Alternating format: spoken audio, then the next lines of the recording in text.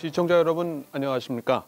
제21대 국회의원 선거 송파구 갑 후보자 토론회 진행을 맡게 된 박명호입니다. 4월 15일은 국회의원 선거일입니다. 코로나19의 여파로 선거운동의 방법도 달라지고 있다고 하는데요. 유권자 여러분의 관심이 그 어느 때보다도 필요한 시기라고 생각이 됩니다. 오늘 토론회는 두 후보의 후보자를 모시고 공약과 정책을 들어보아 이들의 검증할 수 있는 시간을 마련했습니다. 이 토론회가 모쪼록 여러분의 신중의 선택에 도움이 되었으면 합니다. 후보자들의 좌석과 발언 순서는 사전 추첨을 통해 미리 결정되었음을 알려드립니다. 그럼 송파구 갑 후보자 토론회를 시작하겠습니다. 기호 1번 더불어민주당 조재희 후보자입니다. 예, 안녕하십니까. 송파갑 더불어민주당 국회의원 후보 조재희입니다. 기호 2번 미래통합당 김웅 후보자입니다. 존경하는 송파 주민 여러분 안녕하십니까. 미래통합당 송파갑 기호 2번 후보 김웅 인사드립니다. 반갑습니다. 오늘의 토론 진행 순서를 알려드리겠습니다. 후보자들의 시작 발언, 다음은 공통 질문에 대한 답변 후 후보자 간 상호 보충 질문과 답변으로 진행됩니다. 그 다음으로는 모두 발언 시간으로 후보자들의 공약을 듣고 그 공약에 대한 후보자들의 개별 보충 질문과 답변의 시간으로 이어지겠고요. 자유주제로 다시 한번 후보자 간의 개별 보충 질문과 답변을 들은 후에 마무리 발언을 끝으로 본 토론회가 종료될 예정입니다. 첫 순서로 시작 발언을 들어보도록 하겠습니다. 시작 발언에 주어진 시간은 2분입니다. 발언 순서에 따라서 조재희 후보자부터 시작하겠습니다. 사랑하고 존경하는 송파구 시민 여러분, 대한민국 국민 여러분, 다시 한번 인사드립니다. 안녕하십니까? 더불어민주당 국회의원 후보 정책으로 승부하는 조재희입니다. 지금 우리 사회는 안팎으로 큰 도전에 직면해 있습니다. 코로나19라는 유례없는 질병으로 많은 사람들이 고통받고 경제적인 피해를 입고 있습니다. 시민 여러분들이 적극적인 동참과 희생으로 우리 정부도 힘을 내어 극복해 나가고 있지만 아직도 외국에서 들어오는 많은 사람들로 인해 안심할 수만은 없는 상황입니다. 이 사태가 종식된 후에도 우리 사회는 그동안의 피해를 복구하고 무너진 지역 가정경제를 되살리기 위해 많은 시간과 비용을 소모해야 합니다.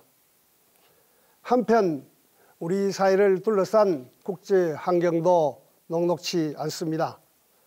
미국은 자국 우선주의, 중국은 무역 분쟁, 일본은 역사 왜곡으로 우리 주변을 둘러싸고 있는 이때 우리는 국회의원 총선거를 하고 있습니다. 지금의 시대가 우리에게 요구하는 사명은 정부와 국민이 하나 되어 무너진 지역 경제와 가정 경제를 일으켜 세우고 대한민국을 더욱 강하게 다시 세워서 국민들이 안심하고 살 수 있는 사회를 만들라고 주문하고 있습니다. 제가 그 일을 하겠습니다. 예, 다음 김웅 후보자 시작 발언해 주십시오. 반갑습니다.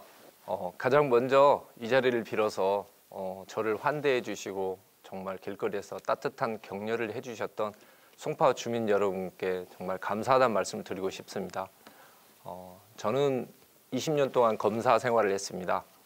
검사 내전이라는 책을 쓸 정도로 검사를 천직으로 알고 살았습니다. 그러다 올해 1월 조국발 수사권 조정에 항의하면서 사직을 했습니다. 이 수사권 조정안은 금태섭 의원이 말씀하셨듯이 중국 공안화 법안에 불과합니다.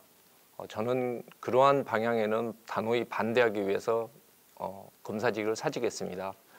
여러분 지금 우리나라의 현실을 보십시오. 탈원전으로 미래의 먹거리는 사라진 상태이고 소주성 정책으로 실업자가 넘치고 있습니다. 자영업자 60%가 지금 폐업을 생각하고 있다는 게 지금 우리의 현실입니다. 부동산은 폭등하다 못해 이미 광란의 수준에 이르렀고 주가는 IMF 수준으로 지금 떨어져 있는 상태입니다.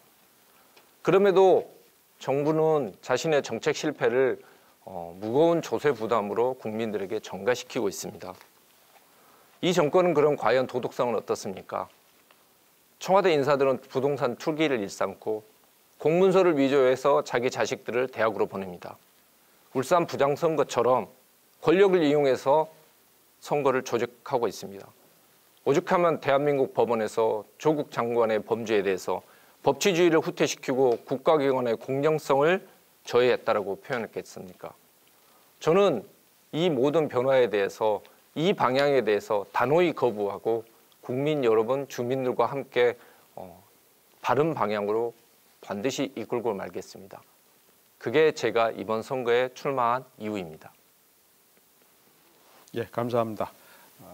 다음은 공통 질문을 드리도록 하겠습니다. 제가 드리는 질문에 답변해 주신 후 상대방 후보자에게 보충 질문과 보충 답변을 해주시는 순서로 진행이 됩니다. 공통 질문에 대한 답변은 1분 30초, 보충 질문은 30초가 주어지고 보충 답변은 1분 30초가 주어집니다. 첫 번째 질문입니다. 서울 및 수도권 집값 폭등으로 정부는 대출 규제, 양도소득세 중과세, 종합부동산세 인상 등 다주택자와 투기 세력을 겨냥한 강력한 부동산 정책을 펼치고 있습니다. 하지만 그 실질적 효과가 있느냐에 대한 여부는 아직도 논란이 계속되고 있는 상황입니다. 이에 서민과 실수요자를 위한 부동산 시장 안정화 대책에 대한 두 분의 말씀을 듣고자 합니다. 먼저 김웅 후보자 답변해 주시기 바랍니다. 예, 국민 여러분이 잘 알고 있듯이 이 정부 들어와서 부동산 값은 정말 폭등했습니다. 실제로 그 폭등한 수치는 공시지가의 인상으로 지금 드러나 있습니다.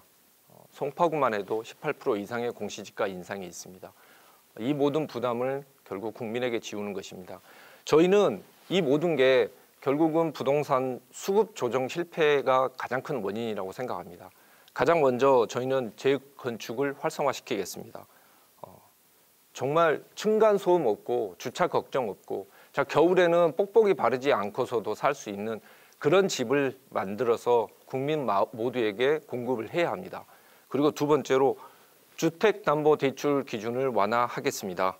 세 번째, 아파트 청약 제도를 개선해서 1인 가구, 노인 가구, 자영업자들에게도 좋은 집에서 살 수 있는 그런 기회를 제공하겠습니다.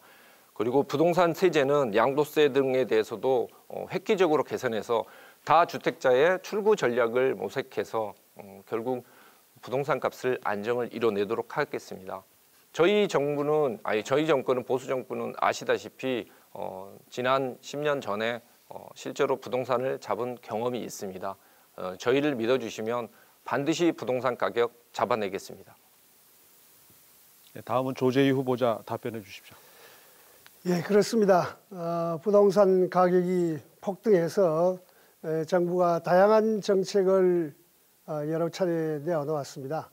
여러 차례 정책을 통해서 부동산 가격을 안정시키고자 하는 것은 실제 실수요자들이 주택 구입 자체를 좀 더 용이하게 하고 부동산 투기나 또는 다주택 소유를 제어하고자 하는 것입니다. 그러한 정책적 목적 자체가 어느 정도 실효를 거두었습니다. 그럼에도 불구하고 실제 주택을 구입해야 하는 사람들이나 또 이제 막 출발하는 청년들이나 또 신혼가구나 이런 경우에는 아직도 주택을 구입하기가 용이하지 않습니다. 그래서 정부에서는 새로운 정책, 저희 당과 함께 새로운 정책들을 많이 내어놓았습니다. 특히 청년들이 집을 쉽게 구입할 수 있도록 신도시 또 지역 교통이 편리한 지하철 주변 역세권 그리고 또 청년들이 많이 선호하는 용산 철도 부지 등의 청년주택을 공급하는 정책을 취하고 있습니다. 또 청년들이 신혼부부가 자금을 쉽게 마련할 수 있도록 특별한 정책들을 많이 하고 있습니다. 이러한 정책들이 효과를 거두기를 바랍니다. 예, 다음은 상호 보충 질문과 답변 순서인데요. 김웅 후보자가 조재희 후보자에게 먼저 보충 질문을 하시면 됩니다. 네.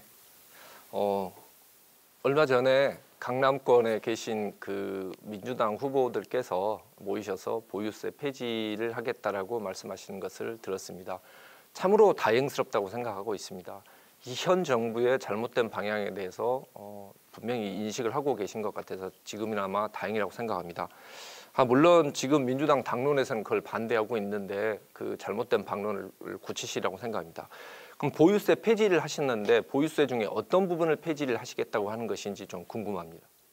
예, 조재희 후보자님. 예, 제가 지난주에 저희 후보자들 몇 분과 의논해서 종부세 문제에 대해서 국회에서 기자회견을 한 바 있습니다.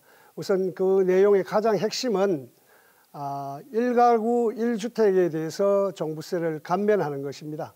또 장기적으로는 장기 보유를 한 사람, 예를 들어서 15년 이상 보유를 한 경우에는 장기적으로 종부세를 폐지해 주는, 전면적으로 감면해 주는 그런 정책입니다. 또 실제 우리 지역의 이 종부세 문제로 인해서 많은 사람들이 고통을 받고 있다고 이야기합니다. 특히 저희 송파갑 지역에는 종부세 대상 아파트들이 많습니다.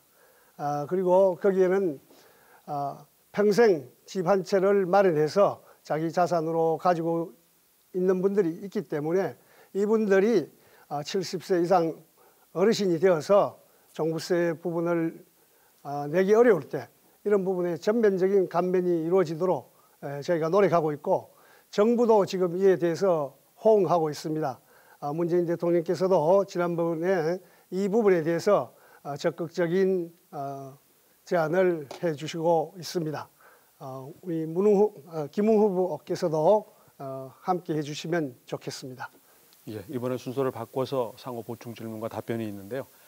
앞에 시간 보시는데 특별히 지장 없으시죠? 예, 시간 관리 잘 해주시기 바랍니다. 이번엔 조재희 후보자가 김웅 후보에게 보충 질문을 하도록 하겠습니다. 네, 저도 역시 종부세 문제에 대해서 한번 말씀드리겠습니다. 어디 인터뷰에 보니까 종부세 때문에 우리 지역에 수천만 원의 세금을 내야 된다고 그렇게 이제 물론 가정해서 이야기했겠지만은 실제 저희가 계산을 해보면은 잠실의 가장 표준적인 아파트가 LH 아파트인데 한 13억 정도 됩니다. 공시지가가 아니고 공시가가 13억 정도 되는데 이걸 해도 실제 그 가격이 어느 정도 되는지 한번 계산해 보셨습니까? 네. 종부세는 일단 그 고시되고 있는 공시 가격에 거기에 공제 금액 보통 지금 6억에서 뭐 12억까지 오가는 공제 금액을 뺀 금액에 대해서 공정시작 가액 비율 지금 90% 정도 생각하고 있습니다. 지금 근데 그걸 지금 100%까지 가겠다고 하고 있는 것이죠. 그걸 곱하고 그다음에 지금 세율을 지금 곱하는 그런 형태로 돼 있습니다. 제가 그 인터뷰에서 이야기했던 부분은 뭐냐면 공시지가가 올라가게 되면은 종부세도 올라가지만 그와 연동돼 있어서 재산세 그리고 건강보험료까지 같이 올라가게 되는 그런 연쇄 파급 효과가 있다는 것입니다. 공시지가를 그런 식으로 함부로 마구 올리기 시작하면은 거기에 따라서 정말 많은 부작용이 있습니다. 근데 이 정부는 사실 공시지가라는 것은 정말 그야말로 고시만으로 올리는 것이거든요. 근데 조세라는 것은 반드시 법률에 의거해서 하는 것이 맞습니다. 그리고 공정해야 됩니다. 이번에 재난에 관련해서 기본소득을 내는데도 기준이 삼았던 것은 건강보험료 부분입니다. 공시지가가 올라가게 되면 건강보험료도 올라가게 됩니다. 자, 연금 하나 받고 살고 있는 사람들에게 그런 사람들에게도 단순히 공시지가가 올라갔다는 것만 가지고서 그분들의 뭐 이런 기본 소득조차도 이런 데서 소외되고 배제되는 것이 과연 옳은 것인지 행정을 할 때 뭔가 좀 정확하고 바르게 해주시기 바랍니다. 예, 감사합니다. 조금씩 익숙해져 가시리라 생각이 됩니다. 두 번째 질문 드리겠습니다. 코로나19가 전 세계적으로 유행하며 세계 보건기구 등에서 팬데믹을 선언한 상황입니다. 세계적으로 교류가 많아지면서 사스, 메르스, 또 지금의 코로나19와 같은 새로운 전염병의 발생 확률이 점점 높아지고 있다고 할 수 있습니다. 이런 사태에 대비한 효과적인 전염병 예방, 확산 방지 방안에 대해서 말씀해 주셨으면 합니다. 먼저 조재희 후보자 답변 부탁드립니다. 참으로 세계사적으로 불행한 사태입니다. 정부가 그럼에도 불구하고 우리 정부가 이 코로나 사태에는 방역 체계를 잘 하고 있다고 봅니다. 전 세계적 모범이 되고 있는 것인데 이 부분에는 많은 이야기가 있지만은 저는 이 재난 대응에 신속하고 정확하게 대응하는 것은 소통과 정보라고 봅니다. 2000년 우리가 국민건강보험제도를 통해서 우리가 건강보험제도를 당시 의약분업과 의료통합 등을 해서 건강보험제도를 구축했는데 그때 우리가 정보를 이렇게 잘 체계적으로 집적할 수 있는 그런 선진 의료정보체계를 구축하지 않았더라면 이번 이 사태도 우리가 아주 무방비 사태가 될지도 모릅니다. 그런데 그럼에도 불구하고 그때 마련한 이런 체계 자체가 어느 정도 작동되는 것이 아닌가 생각합니다. 저는 2000년 이 당시에 의약분업, 의보통합에 청와대에서 이것을 실무적으로 책임지고 추진한 당사자로서 이 부분의 과정을 잘 알고 있습니다. 이제 이것이 작동되는데 아직 그래도 우리의 공공의료 체계는 보완해야 할 부분들이 많습니다.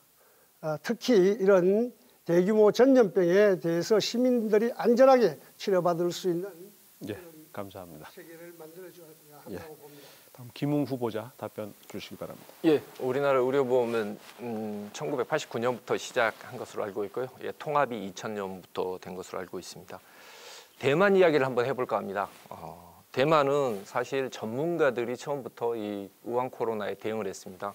그래서 1월 24일 날 마스크 수출을 금지를 했고 2월 6일 날 중국발 입국자에 대해서 전부 입국을 전면 금지를 했습니다. 그뿐만 아니라 우한에 바이러스 전문가를 파견을 했습니다. 그 결과 지금 확진자 339명에 5명 사망이라는 그런 엄청난 성과를 이루고 있습니다. 우리나라는 이 대만의 사례를 좀 따라야 됩니다. 제가 지금 생각하고 있는 그런 개선 방향은 이것입니다. 일단 보건복지부에 2차관 체제로 구축을 해서 질병과 보건 분야의 차관을 한 명을 두어야 됩니다. 그 두 번째로 질본을 청 수준으로 일단 올려서 이쪽에서 전담해서 이런 질병 관리를 하도록 만들어야 됩니다. 세 번째는 감염병 전문 병원을 5대 권역에 즉각 신설을 해야 된다고 생각하고요. 또 국회에서는 네 번째로 감염병 예방관리법을 개정을 해야 됩니다. 그 내용은 일단 자가격리와 함께 필요한 경우에는 격리를 강제할 수 있고 그리고 여행 정보력을 의료기관에 공유하는 내용 등을 포함시키는 것이 저의 해법입니다. 이상입니다. 상호 보충 질문과 답변인데요. 다시 한번 말씀드리면 앞에 시간 표시가 돼 있고 가능한 시간 범위 안에서 말씀을 해주셨으면 합니다. 다음은 상호 보충 질문과 답변이 되겠는데 조재희 후보자가 먼저 보충 질문을 해 주십시오. 방금 의료보험 제도가 1989년도에 되었다고 생각합니다. 그건 잘못된 정보라고 봅니다.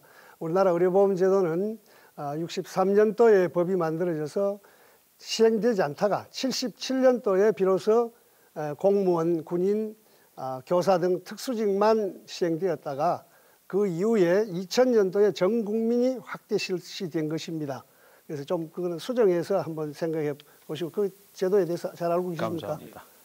답변 부탁드립니다. 일단 그 통합이 2000년에 된 것이라고 생각을 하고 있고요. 89년도에 의료보험이 확대된 부분에 대해서는 조재희 후보님도 직접 확인을 해보셨으면 좋겠습니다.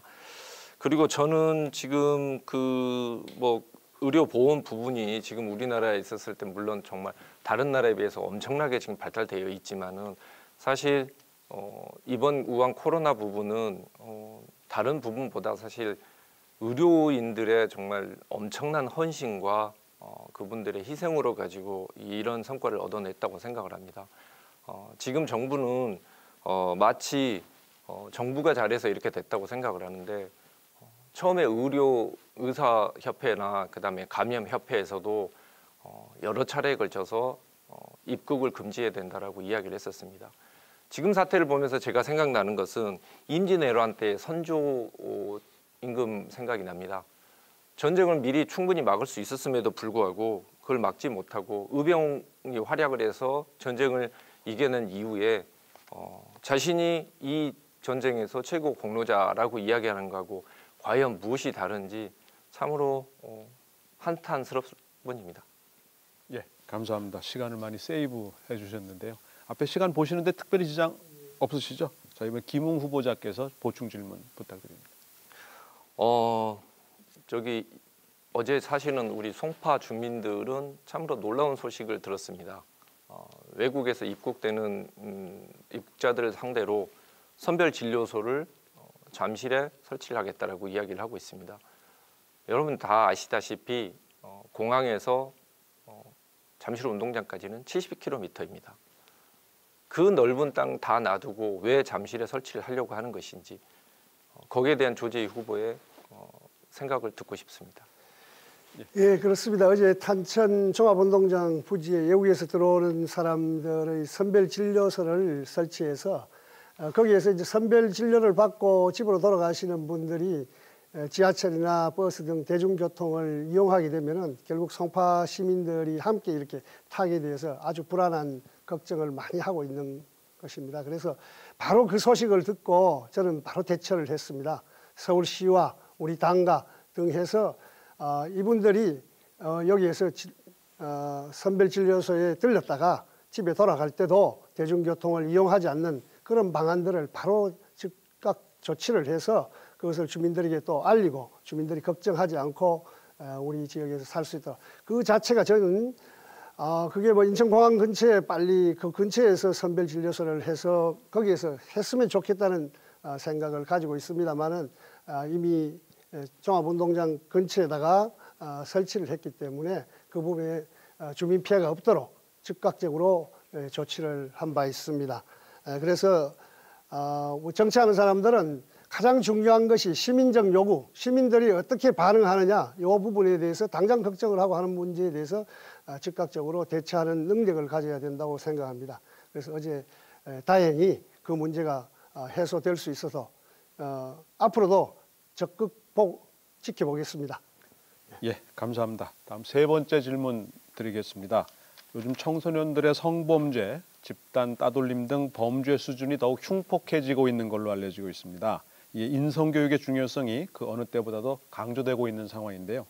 후보께서는 어떠한 청소년 교육 방안을 갖고 계신지 말씀해 주셨으면 합니다. 김웅 후보자부터 시작하겠습니다. 네, 일단 우리가 청소년 범죄나 이런 부분에 있었을 때 항상 해결 방법으로 내세우는 게 뭐 인성교육 이야기를 하고 있습니다. 근데 저는 좀 그 부분에 대해서 조금 생각이 다릅니다.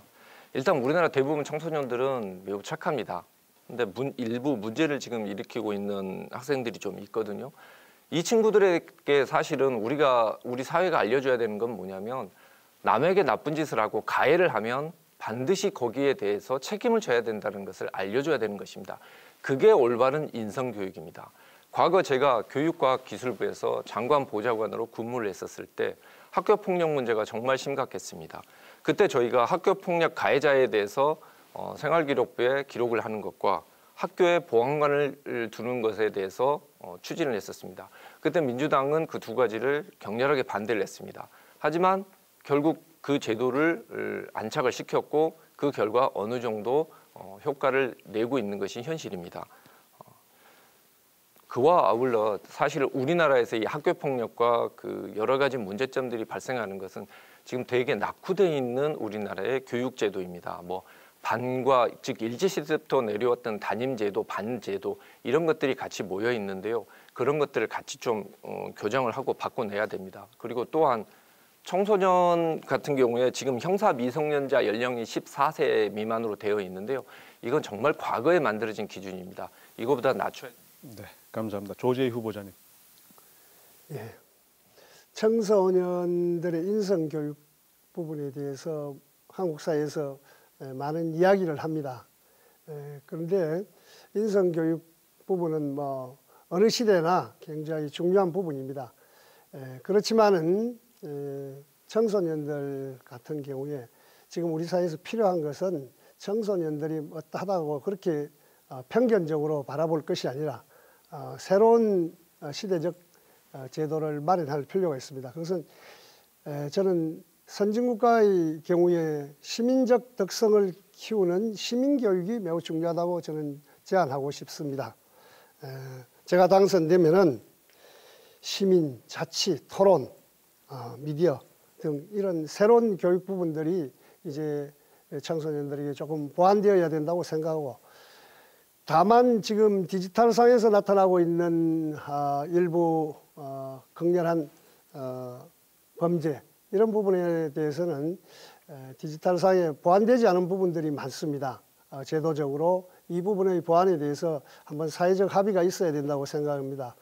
저는 예전에 정보통신윤리위원회 상임위원으로 근무한 바가 있습니다. 이때 디지털상의 범죄 현상들을 이렇게 많이 목도했는데 이 부분에 사회적 합의를 빨리 가져오는 것이 중요하다고 생각합니다. 감사합니다. 상호 보충 질문과 답변이 되겠습니다. 김웅 후보자 보충 질문 부탁드립니다. 이번에 N번방 사건이라는 정말 충격적인 사건이 발생을 했습니다. 그런데 사실 이 사건의 핵심은 온라인 세상에서 그런 그 성폭력 물이 매매되는 부분이었습니다. 사실 이 부분은 예전에 버닝썬 사건 터졌을 때 그때 이미 벌써 이런 필름이 이런 동영상이 돌고 있다는 것이 나왔었고 그 부분에 대해 수사가 충분히 이루어졌었으면 이번 것을 막을 수 있었습니다. 버닝썬 사건 수사에 대해서 어떻게 생각하고 계십니까? 네, 조 후보자님. 제가 버닝썬 사건 부분에는 사건 수사 자체에는 크게 관심을 갖지 않아서 정확하게 답변드리기 어렵습니다. 다만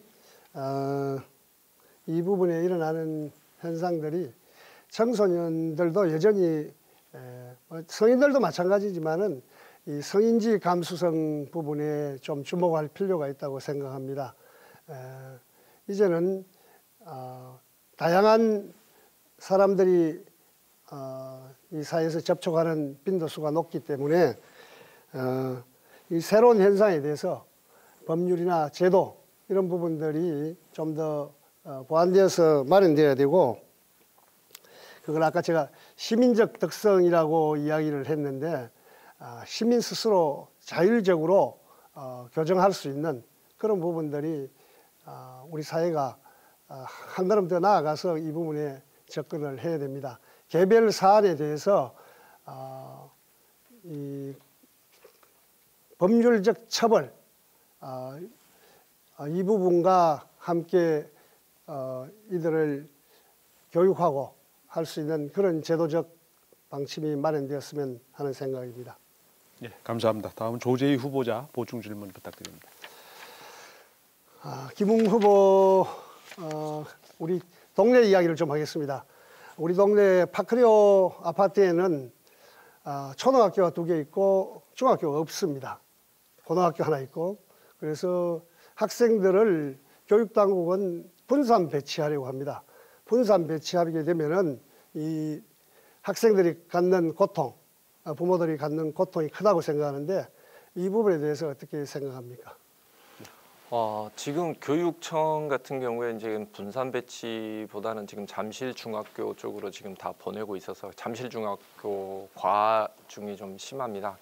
사실 지금 서울시 교육청 기준이 26명을 넘어서 학급당 지금 인원이 30명 정도 되고 있습니다. 그래서 이 문제는 좀 시급히 해결을 해야 되고요. 지금 교육청 같은 경우에는 아마 아시다시피 지금 교육청은 지금 파크리오에 학교를 새로 설립하는 거에 대해서 지금 매우 부정적입니다. 여기 보시면 그 파크리오에 아파트를 만드는 거에 대해서 이런 식으로 지금 부정적인 반응을 보이고 있습니다. 교육청에서. 이 부분에 대해서 사실은 저희 교육청에서 좀 획기적으로 사고를 전환을 해야 된다고 생각합니다. 인원수가 확대되고 있는 부분도 결국은 지금 새로 만들어지는 재건축 아파트들에 대해서만 기준으로 삼고 있는데 이미 파크리오 아파트는 중학교가 없는 상태에서 만들어졌기 때문에 파크리오 인원까지 같이 포함을 해서 신설된 그 인원으로 이렇게 파악을 하는 게 그게 합당한데 지금 교육청은 너무 제가 봤었을 때 편협한 사고를 가지고 있는 것 같습니다. 교육청 부분이 만약에 해결이 되지 않는다고 하면 교육부하고 어떻게 타협을 하든 아니면 저희가 뭐 투쟁을 해서라든 제가 반드시 그 파크리오에 학교를 설립을 해서 중학교를 설립을 해서 지역 주민들이 안심하고 학교를 다닐 수 있도록 만들어 보겠습니다. 예, 감사합니다. 마지막으로 공통 질문 하나 더 드리겠습니다. 국내외적 요인으로 경기 침체와 소비 심리 위축 등 경기 악화가 장기화될 걸로 예상이 되고 있습니다. 이에 소상공인 및 영세 자영업자들의 피해가 막심한 상황인데요. 지역 경제 활성화를 위한 구체적인 실행 대책과 이에 필요한 예산을 어떻게 확보하실지에 대해 말씀해 주셨으면 합니다. 먼저 조재희 후보자 부탁드리겠습니다. 예, 코로나19 사태로 주민들과 특히 지역 자영업자, 소상공인 등의 피해, 또 실제 시장에 가보면은 영업을 하기 어려운 이런 상황을 많이 보게 됩니다. 이에 대해서 정부가 지금 다양한 정책들을 내놓고 있습니다. 이 중에서 제일 이제 중요한 부분들이 정부의 정책 자체가 실제 자영업자나 중소 영세업자들에게 체감할 수 있는 그런 정책이 되어야 한다고 생각합니다. 그러다 보니까 정부가 이제 재정 지출을 하게 되는데 이 재정을 어떻게 확보할 것인가 하는 부분인데 작년 기준으로 보면은 작년에 우리가 세계잉여금이 많이 남게 되었습니다. 그래서 일정 부분 지금 이 사태가 조기에 종식된다면은 세계잉여 부분 정도로 가지고 되겠지만은 이것이 그 피해가 심각해지고 사회 구조적인 부분에까지 문제가 된다면은 이 경제 회복을 위해서는 경우에 따라서는 적자 재정 정책도 필요하다고 생각합니다. 예, 감사합니다. 김웅 후보자 부탁드립니다. 여러분, 지금 우리나라 중소기업이나 소상공인 폐업에 대해서 정부의 공식 그 통계가 보신 적 있으십니까? 아예 없습니다. 너무 심각하기 때문에 아예 그 부분에 대해서는 지금 아예 파악조차 안 하고 있는 게 현실입니다. 청와대에 있다고 하는 일거리, 일자리 상황파는 도대체 어디로 갔는지 알 수도 없는 상태입니다. 지역 상권 활성화를 위해서 저희 당에서 내세우고 있는 공약은 이렇습니다. 일단 부가가치세를 개정을 하도록 하겠습니다. 그래서 부가세를 감면해서 자영업자들이 숨통을 트이도록 하겠습니다. 최저임금에 대해서도 지역별, 업종별로 차등을 하는 법안을 만들어내겠습니다. 마찬가지로 주 52시간에 대해서도 보완을 할 수 있으면 보완을 하도록 하겠습니다. 얼마 전에 저희 당의 김종인 선대위원장께서는 기존의 예산에서 불용액을 활용을 해서 별도의 증액이나 미래통합당에서 말하는 무기명 채권, 즉 범죄에 악용될 가능성이 가장 높은 무기명 채권을 발행하지 않고서도 100조를 만들어서 지원을 하겠다라고 말씀하신 바가 있습니다. 그 정책에 대해서 저는 적극 지지를 하고요. 그와 아울러 저는 지금 중앙당에 한 3년 정도 법인카드 사용 제한을 한시적으로 유예하는 그런 조치를 한번 취해서 자영업자를 살려보자라고 제안을 한 바 있습니다. 예, 다음은 상호 질문과 상호 답변이 되겠는데요. 조재희 후보자 보충 질문 부탁드립니다. 예, 지역 경제를 살리려고 하면은 그냥 단순해서는 안 됩니다. 좀 더 다양한 정책적 프로그램을 가져야 되는데 특히 우리 송파 지역 같은 경우에는 경제 중심으로서 수도권 경제 중심으로서 새로운 비전을 가져야 됩니다. 그래서 저는 잠실 6단지를 국제 업무지구로 하려고 하는 비전을 가지고 있습니다. 이에 대해서 어떻게 생각하는지 한번 말씀을 해주면 좋겠습니다. 일단 저희 공약을 한번 보시면은 저희 공약은 그 지역별로 사실은 상가를 활성화시키고 있는 공약들이 많이 있습니다. 예를 들면 기존에 있는 상가에 대한 속리단길에 대해서 주차 문제부터 시작해서 특화시키는 것, 그리고 민관 거버넌스를 구축해서 관광객을 끌어들이는 방법들, 그리고 관광 벨트를 만드는 방법 등 여러 가지 말씀하신 것처럼 정말로 다양한 그런 제도들과 그 정책들이 한꺼번에 같이 만들어져야 됩니다. 자, 잠실 6동에 국제 업무단지를 유치를 하겠다라고 하시는데 사실은 영종도가 그거를 추진을 했다가 지금 사실 거의 실패를 하고 있습니다. 그래서 자급도시로 지금 성장을 못하고 있는 그런 한계가 있습니다. 물론 그런 정책이 있고 그게 실현 가능성이 있으면 저는 적극적으로 도울 것이고 저도 추진하는데 분명히 힘을 보태겠습니다.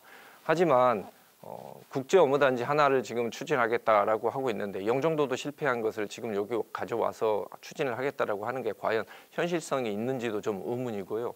그거 하나만 가지고서 뭐 풍납동이니 방이동까지 같이 이게 경기가 활성화될 수 있을 것인지 저는 그 부분에 대해서 상당히 의구심이 듭니다. 오히려 그러한 부분보다는 오히려 박원순 시장에게 가서 가락동 농수산물 시장에 임대료 좀 내려달라고 말씀을 한번 해주십시오. 그게 정말로 자영업자를 살리는 길입니다. 예, 김웅 후보자 보충 질문 부탁드립니다. 저는 이제 모르겠습니다. 저 법을 전공을 해서 그랬는지 모르겠는데 지금 민주당에서 나왔던 안 중에서 제가 가장 두려워한 안이 뭐냐면 이번에 뭐 재난 기본소득과 이런 것들을 재원을 만들어내기 위해서 무기명 채권을 발행해야겠다라고 이야기를 하고 있는데 이거는 정말로 과거에 범죄로 인한 수익을 정말 자금 세탁을 하고 그 다음에 상속세를 탄류하는 방법으로 사용됐습니다. 어떻게 생각하십니까? 조재호 후보자님. 재난 부분에 대해서 지금 긴급 재난에 대해서 생계 지원금을 지원하는 겁니다. 아까 용어 자체가 소득이라고 했는데 전 국민을 대상으로 하는 것이 아니고 아주 긴급하게 필요한 사람들에게 재난에 대처해서 생계를 지원하고자 하는 것을 말씀드리고요. 제가 아까 국제 업무단지 부분에 대해서 조금만 보충하고 답변을 드리도록 하겠습니다. 제가 질문드린 것은 무기명 채권에 대한 입장을 무기명 채권에 대해서 걱정 안 하셔도 괜찮습니다. 그 부분에 대해서는 이 정부가 아까 제가 말했던 세계잉여금과 정부 재정 부분을 우선하고 다른 부분에 대한 정책적 대안으로 제안된 것이지 그것이 확정된 것은 아니기 때문에 걱정 안 하셔도 괜찮다고 말씀을 드리겠습니다. 오히려 저는 우리가 경제를 활성화시킬 수 있는 정책 자체를 많이 제안해야 된다고 생각합니다. 특히 송파 지역에 제가 그 국제 업무단지를 하는 것은 여기뿐만 아니라 이 인근에 있는 남양주라든지 이런 지역의 모든 인구들을 포괄하고자 하는 정책적 발상입니다. 네, 감사합니다. 이제 절반을 좀 넘어서서요. 이제 공약 발표와 후보자별 개별 질문과 보통 등이 있습니다. 지금 여러분께서는 송파구 선거방송 토론위원회가 주관하는 후보자 토론회를 시청하고 계십니다. 이번 순서는 후보자의 공약 발표를 들어보는 시간입니다. 공약 발표 후에 그 공약에 대한 질문과 답변을 서로 주고받게 됩니다. 공약 발표에는 2분이 주어지고 이어서 질문과 답변, 보충 질문과 보충 답변의 순서로 진행이 됩니다. 질문은 30초, 답변은 1분 30초입니다. 중반이 좀 넘어섰고 이제 종반으로 향하는 상황이고 앞서 보신 바와 같이 시간 관리를 잘 해주셨기 때문에 끝까지 함께 해주시리라 생각이 됩니다. 먼저 김웅 후보자의 공약부터 듣겠습니다. 네. 저희의 정책은 3대가 살기 좋은 송파로 체인지업 하자는 겁니다. 일단 가장 먼저 아파트 재건축 리모델링을 적극적으로 추진하도록 하겠습니다. 여러분, 우리 송파에 사시는 분들은 대부분 30년, 20년씩 이렇게 살아오셨습니다. 장미 아파트 같은 경우에는 1979년에 입주한 아파트입니다. 이 아파트들은 아직 지금 보면 주차 문제도 심각하고 아침이면 주차 때문에 그리고 저녁에는 층간 소음 때문에 주민들끼리 서로 얼굴을 붉히는 그런 상황입니다. 누구나 행복한 집에서 살고 싶은 꿈, 그리고 그걸 통해서 수요를 늘려서 부동산 정책의 수급을 원활히 만드는 것. 부동산 재건축 활성화로 이루어질 수 있다고 생각합니다. 두 번째로 지금 국민들은 정말 이 미치광이 과세에 정말 거의 환장할 지경입니다. 이 과세 정말 국가가 결정하면 국민은 무조건 따르라고 하는 이 과세에 대해서 저는 단호히 그리고 분연코 일어나서 거부를 하고 그 부분에 대해서는 다투도록 하겠습니다. 보유세 그리고 공시지가 인상 이런 부분에 대해서도 하나하나 따지도록 하겠습니다. 세 번째, 송파를 한 단계 더 업그레이드 시키기 위해서 한국예술종합학교를 유치하도록 하겠습니다. 그래서 오륜동에 있는 습지도 보호하고 명실상부하게 송파를 예술, 문화, 체육의 도시로 성장시키도록 하겠습니다. 네 번째로 풍납동 사업을 적극적으로 지원하도록 하겠습니다. 지금 풍납동은 문화재 지구로 지정이 되어서 많은 부분에 대해서 불합리한 그런 행정적인 불이익을 주민들이 다 겪고 있습니다. 그 부분에 대한 해결책을 저희가 찾겠습니다. 나머지 공약은 저희 공약집을 참조해 주시기 바라겠습니다. 감사합니다. 조재희 후보자께서 김웅 후보자께 질문을 하시는 순서입니다.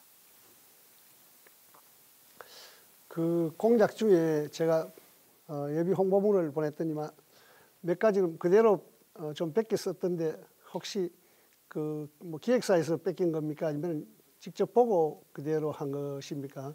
일단 뺏겼다라는 표현은 제가 봤을 때 조금 부적절한 것 같습니다. 일단 이 송파에 있었을 때 송파 주민들의 민원은 거의 일반적으로 공통돼 있습니다. 그리고 조재희 후보께서는 사실은 계속 송파 병에서 출마를 하시다가 한 2년 전에 갑으로 오셨지 않습니까? 제가 지금 있는 우리 선거 그 대책위원회 같은 경우에는 진짜 정말 십수년간 송파 갑을 지켜왔던 곳입니다. 그분들이 다 머리를 맞대고서 그리고 만들어낸 것입니다. 그 내용을 보시면 알겠지만은 정말 주민들이 세세히 느끼고 있는 부분들, 지역에서 느끼고 있는 불안들을 다 저희가 발로 뛰어서 모은 것입니다. 그게 조금 일치하는 게 있다라고 하면은 그럼 과연 우리가 자 보유세 문제 해결하겠습니다. 보유세 문제에 대해서 뭐 저희 당에서 그렇게 주장한 거에 대해서 강남구에 있는 의원들께서 나오셔서 그 부분들에 대해서 그대로 이야기하신 거 그걸 베꼈습니다라고 저희가 왜 베끼셨어요라고 이야기를 하시면은 그 인정하시겠습니까? 그것도 그 강남구에 있는 민주당 후보들이 그게 그 방향이 옳다고 생각했기 때문에 그리고 주민들의 목소리를 듣고서 그런 의견을 내고 그런 공약을 낸 것이듯이 그런 상대방 공약에 대해서 베꼈다라고 이야기를 하시는 것은 조금 지나치신 것 같습니다. 네, 보충 질문 부탁드립니다. 예, 다행입니다. 뺏기지 않고 또 서로 의견이 서로 일치한다고 하니까 좋은 송파를 만드는데 생각이 같이 일치할 수 있으면 서로 협력하고 하는 측면에서 아주 좋다고 생각합니다. 그 중에서도 올림픽 공원을 좀 업그레이드하거나 또 이런 아까 뭐 한국예술종합학교를 유치하거나 하는 이런 부분에는 서로 힘을 합칠 필요가 있다고 생각이 듭니다. 네, 맞습니다. 지금 저희가 지금 내놓은 공약들의 대부분 보면 사실은 지금 그 저희 송파구청장께서는 그 민주당 소속이십니다. 그래서 그리고 시의회 같은 경우에는 뭐 6명 정도 빼고 나머지는 전부 민주당 의원들로 지금 채워져 있습니다. 사실 이거는 초당파적인 그런 협력이 없어서는 이뤄내기 어려운 부분들이 꽤 많습니다. 저는 잘못된 부분에 대해서는 이 정부의 잘못된 방향에 대해서는 분명히 싸우겠지만 주민들을 위하고 그리고 보시다시피 서로 일치하는 부분들은 꽤 많습니다. 보유세 부분도 그렇고 지금 아까 말씀하신 선별진료소 부분에 대한 우려 같은 것도 다 같이 느끼시고 있기 때문에요. 그런 부분들에 대해서는 정말 같이 힘을 합쳐서 고쳐 나가야 된다고 생각하고 있습니다. 그래서 뭐 저희도 제가 여기 뭐 공천을 받자마자 사실은 구청장님을 또 찾아뵙고 제가 도울 수 있는 것은 모두 돕겠다라고 일단 말씀을 드렸습니다. 정말로 그 조재희 후보님도 마찬가지로 저희 지금 사실은 정부 여당의 힘이 정말 필요하지 않습니까? 한예종 유치 같은 그런 문제 그리고 올림픽 공원에 그 정말 새로 도약을 하는 부분 그런 부분들에 대해서는 정말 조재희 후보님이 정말 많이 좀 도와주시고 저도 충분히 돕도록 하겠습니다. 예, 감사합니다. 그럼 조재희 후보자 공약 발표해 주시기 바랍니다. 예, 저는 세 분의 대통령의 정책을 맡아서 일한 바가 있습니다.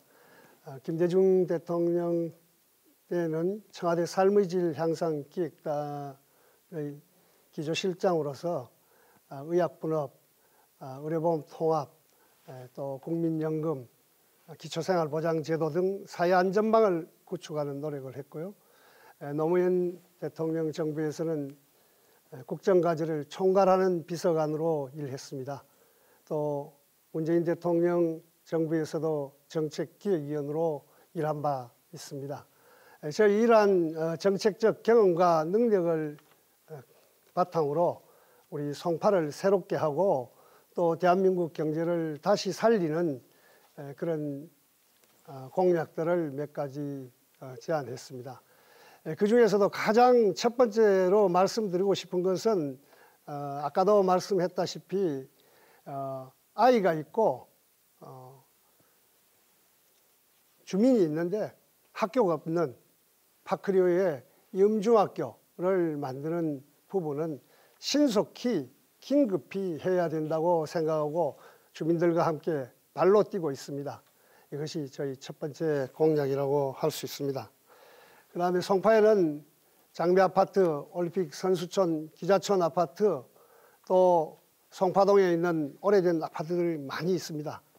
이 아파트들을 재건축하는 데 있어서 도시를 다시 우리가 30년 된 도시 이것을 다시 재건한다는 마음으로 빠른 시간에 주민들의 편의를 증진하는 그런 재건축이 될 수 있도록 신속히 지원하겠습니다. 다른 정책은 공약을 참조해 주십시오. 예, 김웅 후보자 질문 부탁드립니다. 예, 저는 이제 공약집 보면서 되게 좀 눈에 띄고 그리고 상당히 좋았다라고 느끼는 부분이 있었습니다. 조재희 후보님 것 중에 그 지역 활성화를 시키는 데 있었을 때 4차 산업 그 혁명 부분을 같이 그 결합을 시키겠다라고 이야기를 하시는데 참으로 중요한 포인트라고 생각을 합니다. 근데 이제 구체적인 내용들이 아직 잘 안 나와 있어서 구체적으로 그 내용이 뭔지 좀 궁금합니다. 예, 제가 그 4차 산업혁명 부분에 대해서 관심을 가지고 했었는데 제가 지난 우리 민주정부 때 국가균형발전으로 핵심도시 이런 부분들을 건설하는데 중요한 책임을 맡고 일을 했습니다. 그런데 지금 이제 우리가 서울과 지방의 균형발전과 함께 수도권 내에서도 균형발전을 해야 됩니다. 수도권 내에 균형발전을 하지 않으니까 어떤 현상이 생기냐면은 지금 주택만 많이 이렇게 지어서 만들어 놓으니까 예를 들어서 남양주, 진접, 그 다음에 구리, 또 우리가 말하는 하남, 미사, 경기도 강주 이런 성남, 이 송파를 둘러싼 주변에 많은 인구, 200만 명의 한 인구들이 있는데 이들이 일자리가 없어서 굉장히 먼 거리 한 3시간, 4시간의 차를 타고 출근 거리를 다니게 됩니다. 그래서 우리 송파가 잠실을 중심으로 해서 여기가 경제 중심이 되어야 되겠다는 전략입니다. 경제 중심이 되고 여기에 경제 중심으로 4차 산업혁명에 대응하는 많은 기업을 배치하면은 이번에 우리 진단키트를 생산하는 시젠 같은 경우가 우리 동네에 있습니다. 이런 기업들이 많이 있습니다. 강소 기업들을 많이 유치하고 글로벌 기업을 유치하면은 인근의 지역들과 하나의 클러스터를 만들어서 우리가 경제를 발전할 수 있는 그런 전략들을 제가 공약으로 제안하고 있다고 말씀드리겠습니다. 예, 보충 질문 부탁드립니다. 예, 참 좋은 그 시잼 같은 그런 우수한 회사가 이렇게 있고 저희 알다시피 우한 형제들도 있고 저희 한미 약품도 있고 상당히 많은 부분이 들어와 있습니다. 근데 이제 그 약품 회사나 이런 것들은 이제 기존의 그 산업이라고 볼 수 있는 것이고요. 그 말씀하신 것 중에 이제 4차 산업혁명을 언급하시면서 그 4차 산업혁명 산업이 구체적으로 어떤 것이고 구체적으로 어떤 식으로 저희 지역에서 그걸 꽃피울 수 있는지 그 구체적인 좀 질문을 해답을 답변 부탁드립니다. 예, 이제 4차 산업이 우리가 초기에는 뭐 4차 산업이 주로 AI나 이런 빅데이터나 이런 부분들을 4차 산업이라고 이야기했습니다만 지금은 상당히 단계가 진전되어서 우리 지역 같은 경우에 송파가 장점을 가지고 있는 거는 의료, 메디 또는 그다음에 요즘 푸드테크 이런 부분들이 장점이 있습니다. 그런 것들은 송파동이나 방이동에 지금 현재 주택으로 이렇게 되어 있고 9호선이 이렇게 지나가면서 교통환경과 이런 것들이 상당히 많이 갖춰져 있습니다. 이런 부분에 우리가 산업을 집적하게 되면은 그 집적의 연쇄 효과들이 인근에 있는 법조단지에 있는 기업이나 판교에 있는 기업이나 이런 거와 연속될 수가 있는 지금 그런 정책적 구상을 가지고 있습니다. 그러면 송파가 하나의 코어가 되고 이 송파 지역의 코어로부터 다른 인근 산업으로 이렇게 발전할 수 있고 또 제가 지금 구상하고 있는 것은 이 코로나 이후에는 아마 이 일하는 방식들 그 일하는 방식들이 바뀔 것입니다. 지금 재택근무도 많이 하고 하는데 이런 부분들을 지원해 줄 수 있는 지역이 송파 같은 지역이 상당히 여건적으로 도로망이든지 지리적이든지 이런 위치를 가지고 있는 장점이 있습니다. 네, 그런 것들을 지금 제가 제안하고자 하는 겁니다. 예, 감사합니다. 이번 순서는 정해진 주제가 없습니다. 따라서 후보자 간에 자유롭게 질문과 답변을 주고받는 시간이 되겠습니다. 2번씩 질문과 답변을 해주시게 되는데요. 시간은 똑같습니다. 개별 질문과 보충 질문은 모두 30초 해당되고 두 질문에 대한 답변은 1분 30초가 되겠습니다. 조재희 후보자가 먼저 질문해 주십시오. 예.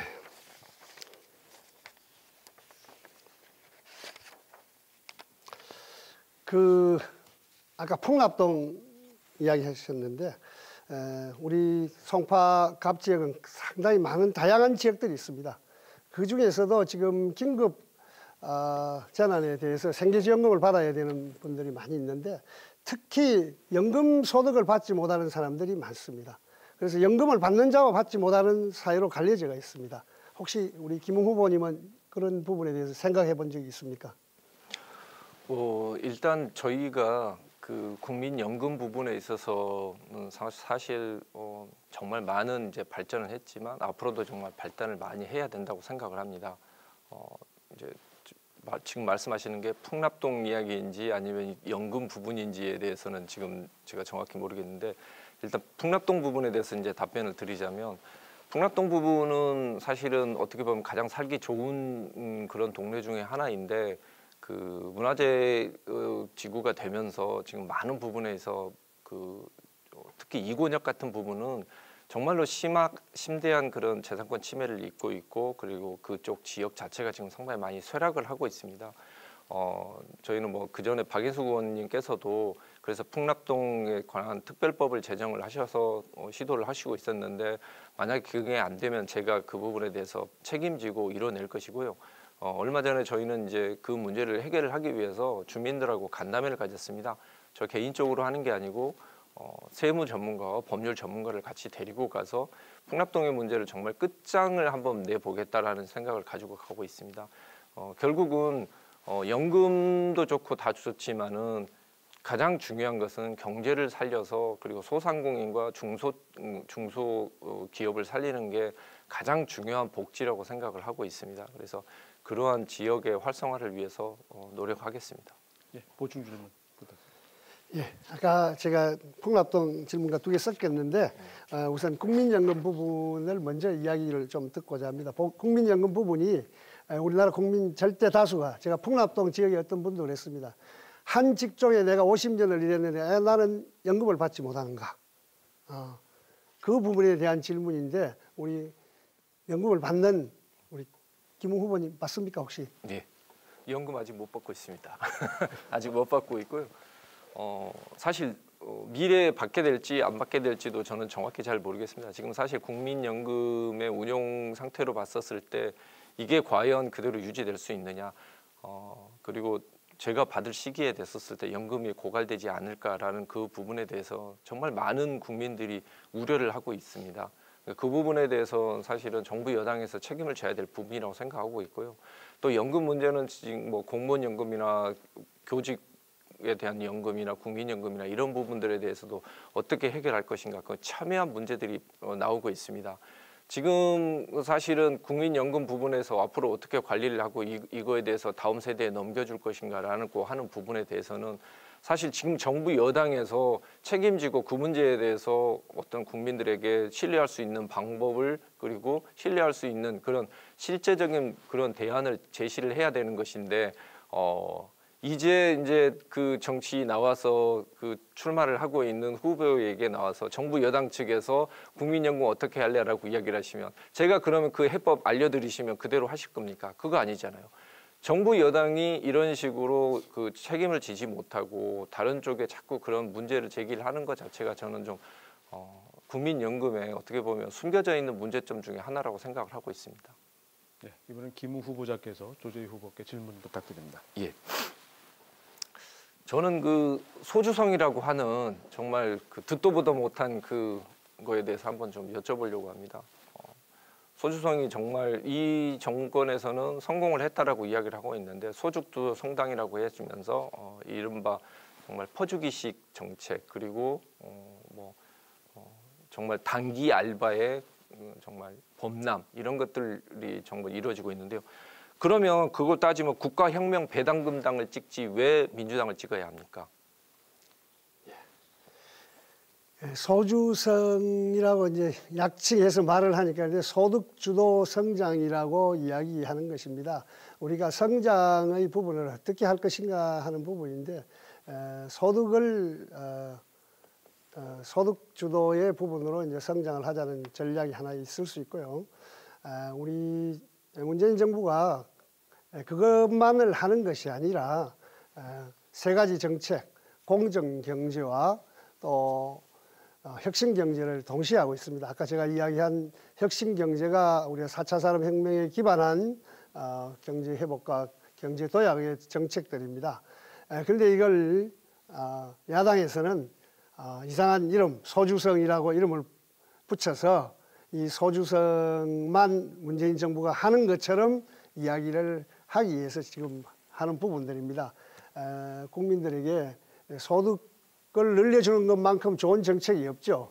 어떻게 하면은 국민들을 생산 과정에 참여시키고 일을 통해서 일을 할 수 있도록 일자리를 마련해주고 거기에서 소득이 창출되면 그것이 사회 전체에 순환되어서 이렇게 된다라는 이런 정책적 방향과 그다음에 과학기술 기반에 입각한 또 국제 글로벌 기업들의 이런 관계 속에서 우리의 경제를 발전시켜야 하는 이런 두 가지 축의 정책들을 동시에 가지고 있습니다. 네, 보충 질문. 그 소주성은 저기 뭐 야당의 프레임이 아니고요. 그 거의 대부분의 국민들이 부르고 있는 용어입니다. 그리고 소득주도 성장에 대해서는 지금 청와대가 가장 강하게 주장을 해왔고 국민들에게 이것이 우리 경제에 앞으로 나아갈 바라고 그렇게 계속 해왔던 걸로 저는 기억하고 있습니다.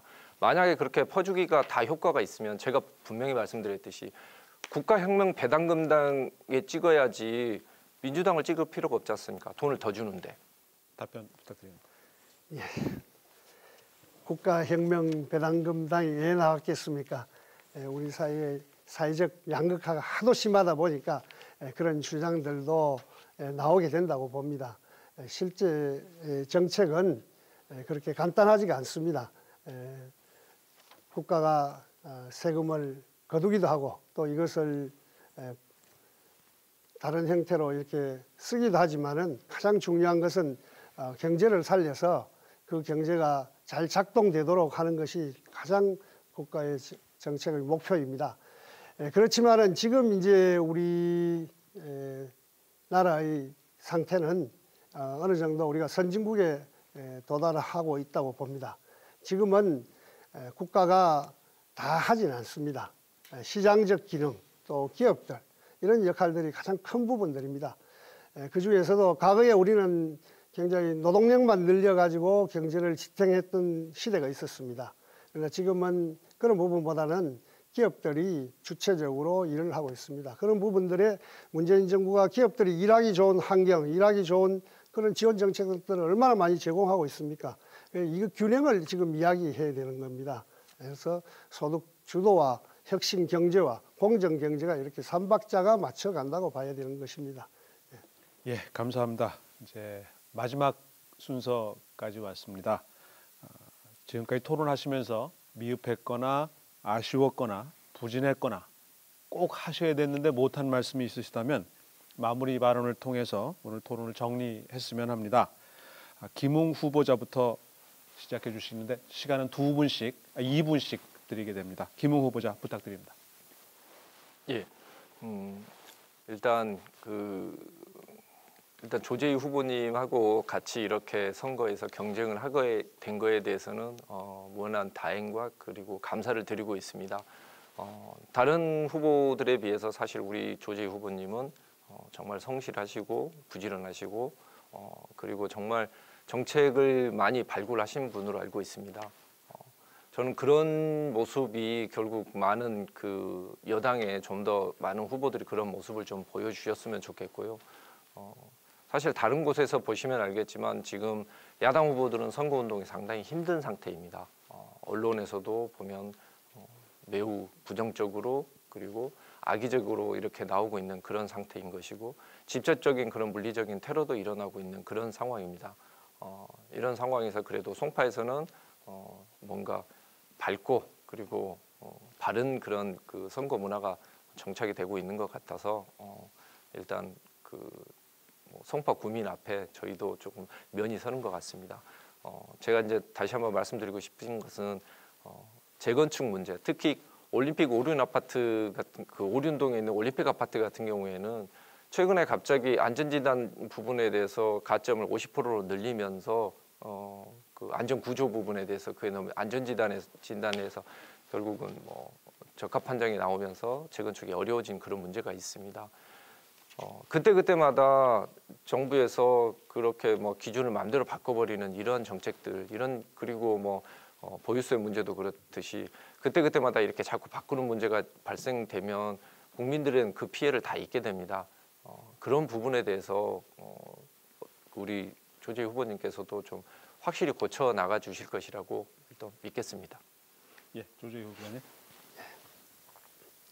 그렇습니다. 우리 김웅 후보님이 저에게 좋은 말을 참 해줬는데 저도 덕담을 하자면은 30년 산 저보다 금방 오신 우리 김웅 후보님 아주 브라이트하신 것 같아요.